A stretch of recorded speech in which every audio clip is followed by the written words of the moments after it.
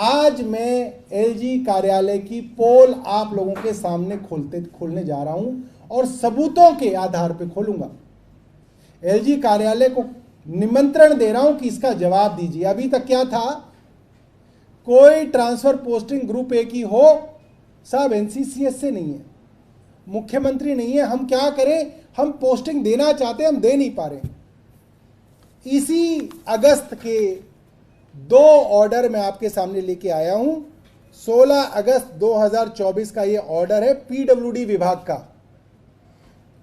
ये देखिए 16 अगस्त पीडब्ल्यूडी विभाग जो सीधा सरकार के अधीन आता है उसका ऑर्डर है और इसके अंदर 7 ग्रुप ए ऑफिसर्स को पोस्टिंग दी है, ट्रांसफर नहीं किया।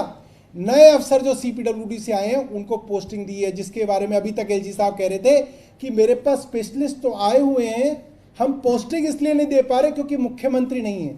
आप सोचिए किस स्तर की भावना इन लोगों के मन में है कि डॉक्टरों की, स्पेशलिस्ट की नियुक्ति नहीं कर रहे अस्पतालों में ताकि केजरीवाल जी को बदनाम कर सकें और लोगों को परेशान कर सकें। अब मेरे एलजी साहब से बहुत साधारण से 2 छोटी छोटी सवाल हैं, मैं उनसे रखना चाहता हूं। नंबर 1,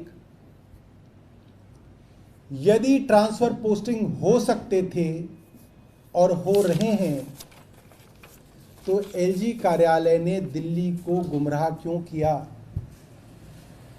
डॉक्टरों को पोस्ट करने के अंदर एलजी साहब को एनसीसीएस से चाहिए और एससी को पोस्ट करने के लिए एलजी साहब को कुछ नहीं चाहिए। एलजी साहब दिल्ली वालों से माफी मांगे, उन्होंने दिल्ली को गुमराह किया।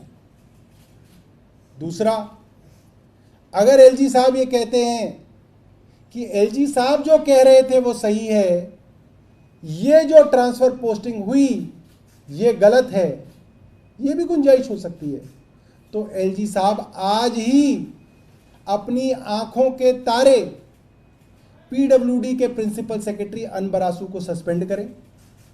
कथनी और करनी को फर्क ना रखें, सस्पेंड करें उसको। दिखाएं दिल्ली वालों को कि इस अफसर ने ट्रांसफर पोस्टिंग गैर कानूनी ढंग से की है और एलजी साहब इस चीज पे नाराज हैं, एलजी साहब की इसमें कोई मिलीभगत नहीं है, इसलिए इस अफसर को सस्पेंड किया जाए।